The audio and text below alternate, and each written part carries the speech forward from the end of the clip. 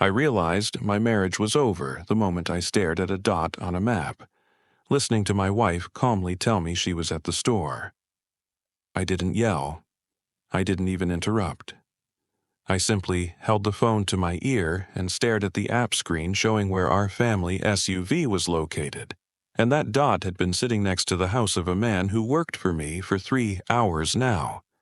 Not just a colleague, not just an acquaintance. My employee. The man whose salary I paid. The man who'd been to our home several times. The man who'd laughed with her at our dinner table. I kept listening to her voice, steady and calm, exactly as it had been every day for years, and that was the most terrifying part. No tension, no nervousness, no pause where someone tries to invent a lie. She spoke as if she really were standing between grocery shelves, deciding what to buy for dinner. And in that moment I felt for the first time that strange sensation when your brain tries to protect you from the truth and begins desperately searching for any logical explanation. Maybe the app is wrong. Maybe the GPS is frozen. Maybe the car isn't actually there. Maybe he lives near the supermarket. I zoomed in on the map, then again. Then I looked at the address. It was his house. I'd been there once, picking him up for work after his car repair. I remembered the street, the turn, the house. There was no mistake. She kept saying ordinary things, that there were many people, that the checkout lines were slow, that she'd get milk and bread. I listened to all of this and understood that something was happening now that could never be undone. Because even if by some miracle this turned out to be a misunderstanding, even if the car was there for some random reason, even if she walked out of the store right now and started driving home, I would never be able to forget the fact that she had lied to me so absolutely calmly. I didn't tell her I could see the map. I simply ended the call. The first minutes after that were strange. I sat and stared at my phone screen, as if by looking long enough the dot would start moving. But it didn't move. It stayed in place. 3 hours. Then 3 hours and 10 minutes. Then 3 hours and 20. I started remembering the past months, and it was like that feeling when you're assembling a puzzle and suddenly realize half the pieces have been lying in front of you. You just never tried to connect them. Late returns home. Messages she answered in another room. Annoyance when I accidentally picked up her phone. Strange trips for errands. I'd always found explanations. Work, fatigue, stress. I considered myself a normal husband who trusted his wife and didn't interrogate her. Now, each of those details began changing shape. I opened the vehicle's travel history. Our SUV was connected to the app because it was convenient. We always knew where the car was. Sometimes she checked if I was coming home yet. Sometimes I verified she'd reached her parents. It was ordinary family convenience. The history showed me what I'd never looked at before. This address wasn't appearing for the first time. First, once a month, then every 2 weeks, then every week. I scrolled back through the trips and felt cold rising inside. Because this was too systematic, too regular, too much like a schedule. I opened the calendar in my head and started matching dates. I remembered some of those days. She'd said she was going to the store, or the gym, or to see a friend, and every time the car was there. I felt the first real wave of anger, not just suspicion, not just fear, anger. Because this wasn't a random moment. This was a story that had been going on for some time, and I was the last person to understand it. I looked at the map again. The dot was still in place. The 4th hour. At some point, I realized I couldn't just sit and watch the screen anymore. I took the keys to my car. I didn't even need to think. My body began moving faster than my mind could form thoughts. As I drove, I had only one feeling, a strange mixture of fear and hope. Because some part of me still hoped that I'd arrive, see an empty street, an empty parking lot, and all of this would turn out to be some ridiculous mistake. I turned onto that street I remembered. I saw the house. And I saw our SUV. It was parked right in front of his house. I stopped on the other side of the road and just sat in the car, not moving, because at that moment my brain was trying to accept what was already obvious. That's when the front door opened, and my wife walked out of the house. I sat in my car across the street trying to convince myself that this could still somehow be explained. But the moment she raised her head and looked directly in my direction, it became clear that wouldn't happen. Our eyes met through the windshield, and in that same second I saw an expression on her face that can't be mistaken for anything else. The sharp, brief shock of someone who's been caught. It lasted less than a second, but that was enough. She immediately looked away, as if hoping I hadn't noticed, but it was too late. In that moment, something inside me snapped, and I simply opened the car door and walked across the road. I don't remember exactly how I reached the SUV because everything happened as if on autopilot. I saw her trying to start the car faster, as if hoping to drive away, but I was already standing at the driver's door. She looked at me the way people look at a problem that's suddenly become real and can no longer be dismissed. We stood in silence for several seconds, and in that silence was more tension than in any conversation. I didn't shout. It was strange, but there was too much inside at once to turn into screaming. I simply said I knew where she'd been. Said it calmly, too calmly. She immediately started talking, very fast, too fast. First, she said she'd stopped by for literally a couple of minutes. Then said it was work-related. Then said it wasn't what I thought. The words came one after another, as if she were trying to bury me in explanations before I could ask questions. I asked only one thing: how long she'd been there. She said about 20 minutes. I showed her my phone with the map. 4 hours. At that moment, her expression changed. She understood that I knew more than she'd calculated. And then began the next stage, not confession, but defense. She started saying I was acting strange, that I was spying on her, that normal husbands don't do this. She tried to flip the situation so that the problem wasn't her spending several hours at another man's house, but me somehow finding out about it. And in that exact moment, the front door of the house opened. He stepped onto the porch. My employee, the man whose money I paid every month, the man who'd sat at our table several times, the man who'd complained to me about his problems. He stopped when he saw me next to the car, and his expression was almost the same as hers seconds before. Brief shock, a quick attempt to compose himself, and then that same defensive confidence I'd already begun to recognize. He started saying I'd misunderstood the situation, that they were discussing work matters, that she'd just stopped by to talk, that I was making drama out of nothing. It all sounded as if they'd prepared a shared script in advance. I stood between them and suddenly felt a very strange sensation, not just anger, but some deep humiliation. Because these two people were now looking at me as if I were the one who'd come and created a problem.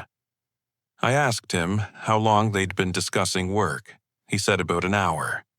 Another lie. I showed him the map, 4 hours. Silence hung for several seconds, and in that pause, I saw what I'd never noticed before. A quick glance between them. Brief, coordinated. The kind people exchange when deciding which version of events to stick with. After that, everything got louder. Voices rose. Explanations began turning into accusations. She said I was acting like a paranoid. He said I was blowing nothing into something. I tried to ask simple questions, but every answer went sideways, as if the truth were something that couldn't be spoken aloud. And the longer this continued, the clearer I understood one thing. They weren't going to admit anything. Not now, not later. At some point, I felt I couldn't stand there and listen anymore. I simply got back in my car and drove away. I don't remember the road. I only remember one feeling sitting inside me like a heavy stone. The sense that the reality I'd lived in for years had suddenly turned out to be a set decoration. But the hardest part began in the evening. She came home an hour later, as if nothing special had happened.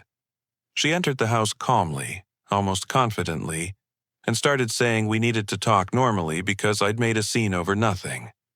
She spoke about trust, about how you can't behave so aggressively in marriage, about how I'd humiliated her in front of another person. I listened to this and felt emptiness gradually appearing inside. Not anger, not shouting. Emptiness. Because I began to understand that for her, none of this had looked like something wrong for a long time. In her version of the world, the problem was me. And in that exact moment, another event happened that finally knocked out the last remnants of hope. Her phone lay on the table, and a notification appeared on the screen, a message from him.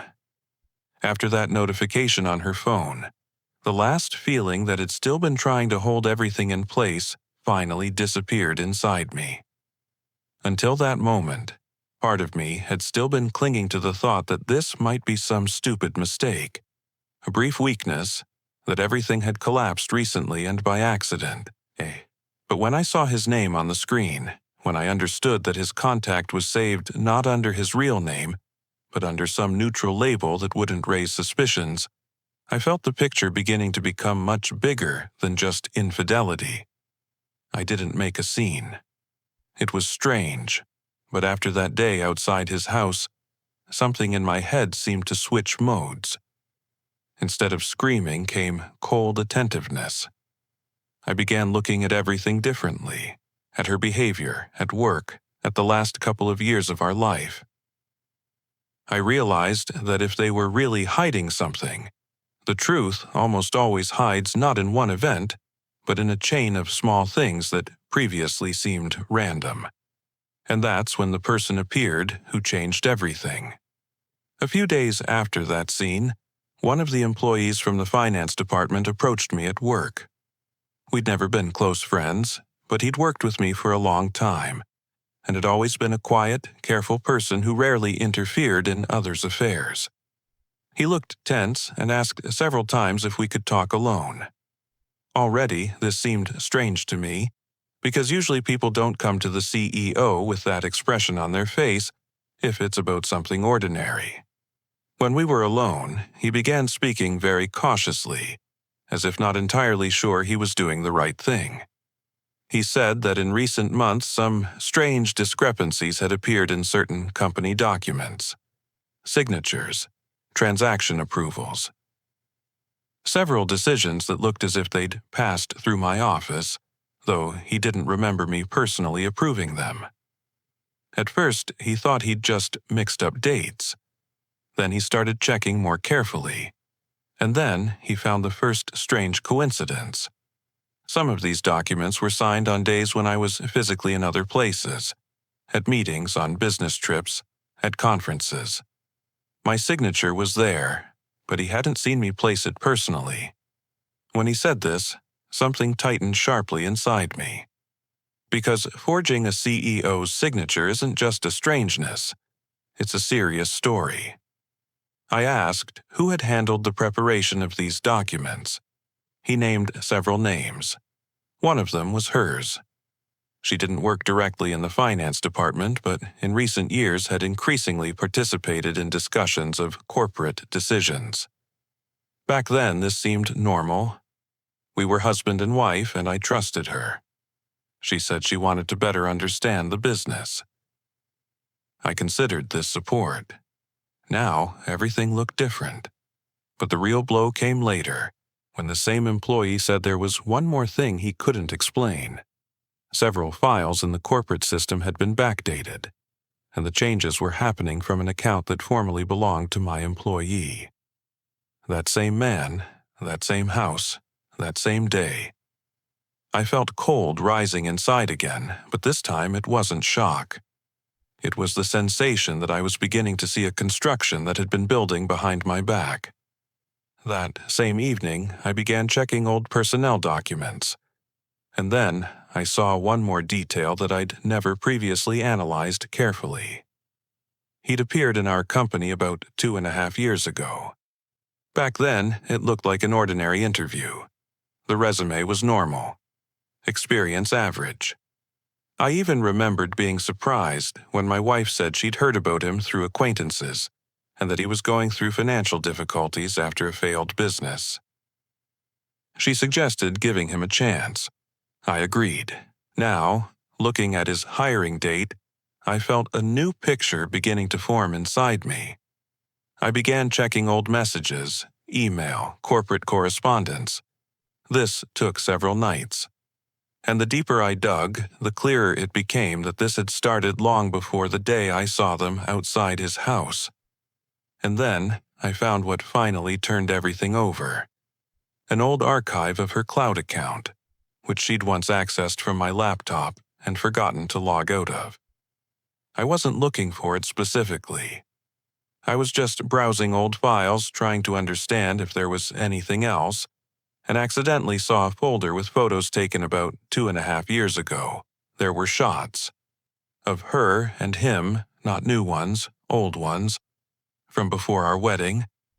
Then I understood the main thing. He wasn't just an employee, he was her ex. And not just an ex who accidentally appeared again.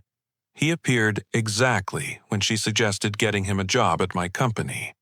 But this was only the beginning. Because in another folder I found one more thing. Documents, scans, correspondence, drafts of legal formulations.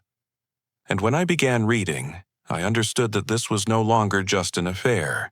This was a plan. They were collecting materials, screenshots, photos, files. Some looked as if I were corresponding with other women, but I knew I'd never written that. Some photos were edited to look as if I were meeting someone at hotels. Even the dates were chosen to match my business trips.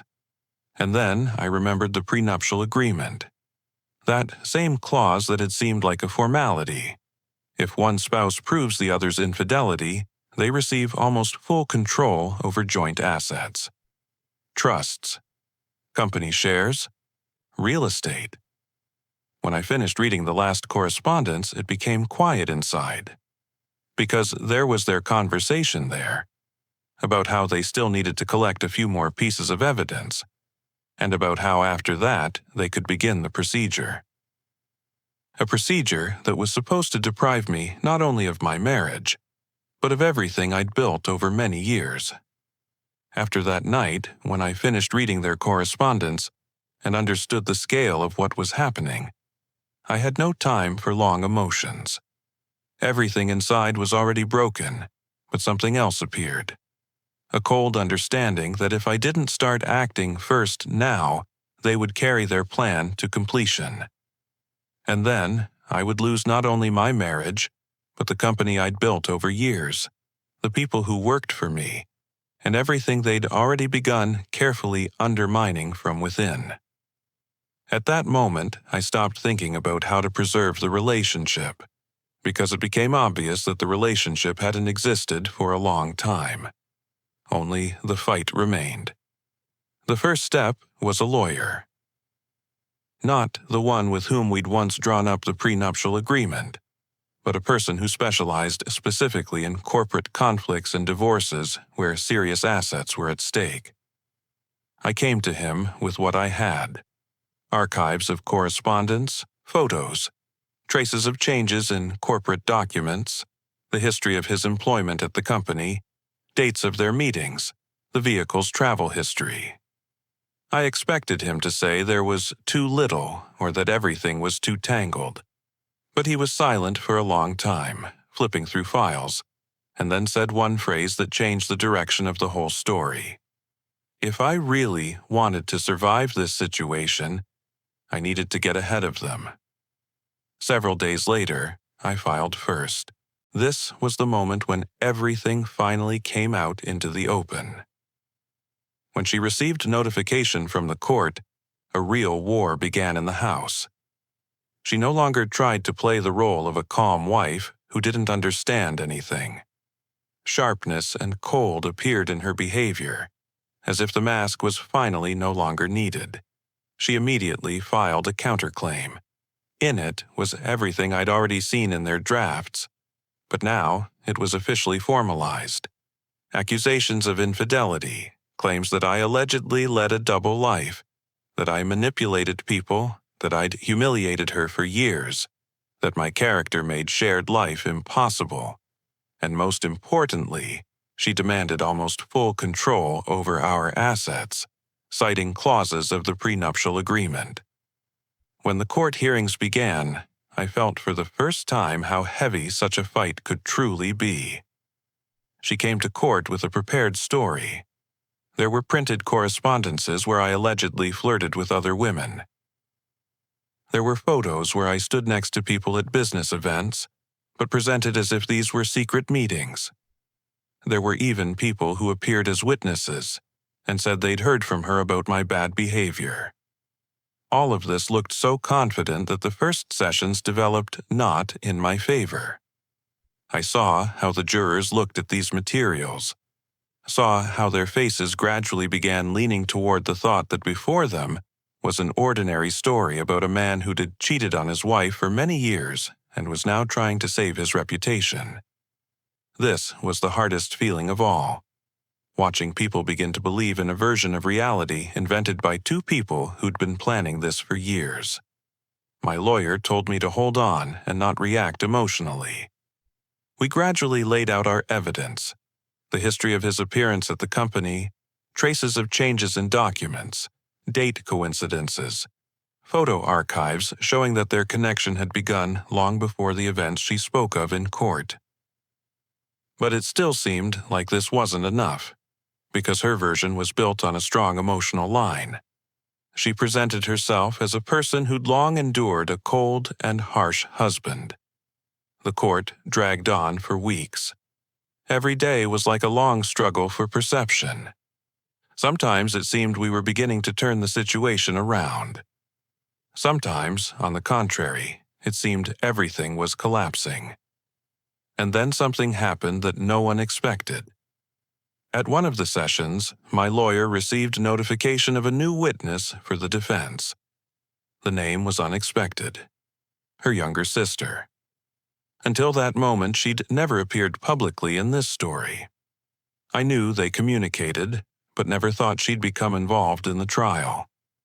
Honestly, I expected her to confirm her version of events. When she entered the hall, I saw for the first time in a long time real tension on my wife's face. At first, everything went the usual way. The judge asked her to tell what she knew. For several minutes, she spoke cautiously as if choosing words, but then something happened that none of us expected, not me, not the jurors, not even my lawyer. She began telling the truth. She said she'd known that man for many years, that he'd been in her sister's life long before our wedding, that they'd broken up and gotten back together several times, that when he appeared in our company, it wasn't accidental. My wife herself had suggested getting him hired there because he was in a difficult financial situation then. The hall became quiet, but she didn't stop. She said she'd been silent for a long time because this was a family story, and she didn't want to interfere. But several months ago, their mother had died. And shortly before death, there'd been a conversation between them that she couldn't forget. According to her, it was then that her mother told her about the older daughter's plans, about how she couldn't let go of this man for many years, about how she considered me a person unworthy of her, and about how she had an idea how to one day exit the marriage in a way that would get her everything. She said that at first she didn't believe it, but then began noticing strange conversations, hints, hidden joy when I had problems at work or difficult periods in business. And at some point she understood that this story really existed. When she finished speaking, a heavy pause hung in the courtroom. I looked at my wife, and for the first time in all this time, saw not confidence on her face, but fear. After that session, where her sister said aloud what they'd been trying to hide for years, this whole story began falling apart faster than I expected. The court continued for some time. Lawyers worked with documents, correspondences were checked, dates compared, archives raised. But at some point it became clear that the main line of their version had already cracked. When a family member appears who speaks under oath about the past, about old relationships, about how this man had been part of her life long before the marriage, much begins to look different. Those photos, those messages, those proofs of my alleged double life suddenly stopped looking convincing. Questions began appearing about where they came from, who made them, why some metadata didn't match the dates. I should have felt relief. Formally, the situation began turning in my direction. But the strange thing, there was no victory inside. Only a feeling of exhaustion, as if everything that had happened over the past months had burned out of me the ability to rejoice even at good news. When everything finally ended, our marriage legally ceased to exist, just as it had long ceased to exist in reality. Her plan to take everything from me didn't work. The main assets remained with me. The company remained with me. The prenuptial agreement that they'd wanted to use against me ultimately played out completely differently. But when people say the word won, they rarely understand that sometimes even victory can feel like defeat. She moved out before the final procedures were completed. At first, I heard through acquaintances that she was renting an apartment, then learned they'd started living together. This was no longer a secret. He resigned from my company almost immediately after the trial began and got a job at another firm. I saw his name in business news a couple of times. Life, apparently, continues for them. Sometimes I think about this and catch myself on a strange feeling. I no longer have that rage that was there in the beginning. Only cold distance remains. The hardest part began not in court, but after. When the constant fight disappears, when the sessions end, the lawyer's calls, the meetings, the document preparation, you suddenly find yourself alone with silence. And in this silence, thoughts begin rising that you previously didn't let in. I caught myself practically not leaving the house for several weeks without necessity. Work continued, but everything began happening as if automatically. I completed tasks, signed papers, held meetings, but inside everything was empty. I started drinking. At first it was just evenings, to slightly dull the thoughts. Then evenings became longer. Sometimes I caught myself opening a bottle in the afternoon, simply because I didn't want to scroll through past years in my head again and wonder where exactly everything went wrong. I'm not proud of this period. It was the weakest moment of my entire adult life. But honestly, at that moment I didn't care how it looked from the outside. The hardest feeling wasn't anger or jealousy. It was the sense that a large part of my life had been built around a person who'd been living in another reality all this time. I worked, expanded the business, took risks, made plans, and in my head all of this was part of our shared life. I thought we were moving together. I thought everything I created had meaning precisely because there was a family future for it. It turned out that for her this was something else. Sometimes I remembered ordinary things. How we planned trips. How we discussed the house we wanted to buy in a few years. How she said she was proud of what I did. Now, looking back, I don't always understand which of these moments were sincere and which were already then part of some internal game I knew nothing about. But time does its work anyway. At some point I realized that if I continued living in this state, their plan would still partially work. Maybe they didn't get my assets and company, but they would still destroy my life, just in a different way. And this thought became the first small push back toward reality. I began gradually returning to work. Not because I felt inspiration, but because besides it, I really had almost nothing left. The company had always been a huge part of my life. And when I began immersing myself deeper again into projects, expansion plans, new markets, I felt a strange thing. Work became not just a duty, but a way to gather myself back together piece by piece. I still can't say I'm fully recovered. Sometimes at night everything returns. Sometimes I think about that day on the street outside his house, about that moment when our eyes met through the car glass, and understand that it was then that the old version of my life ended. Sometimes I think that they, perhaps, are building a new life together now, and try to understand whether this whole story was real love for her or simply a long attempt to prove something to herself. I don't know the answer, and honestly, I'm no longer sure I want to know it. Now, I have only a few things: work that continues to grow, a team of people who stayed with me, and a slow process of returning to normal life. Sometimes this seems insufficient. Sometimes, on the contrary, it seems like this is more than many have. But there's one question I still can't finally resolve. Sometimes it seems to me that I should completely cross these people out of my life and never think of them again. And sometimes I catch myself thinking that the most terrible thing about betrayal isn't what the person did, but that some part of your memories will forever remain connected to them. And I still don't understand which is harder: forgetting the person who betrayed you, or accepting the fact that part of your life will forever belong to this story anyway.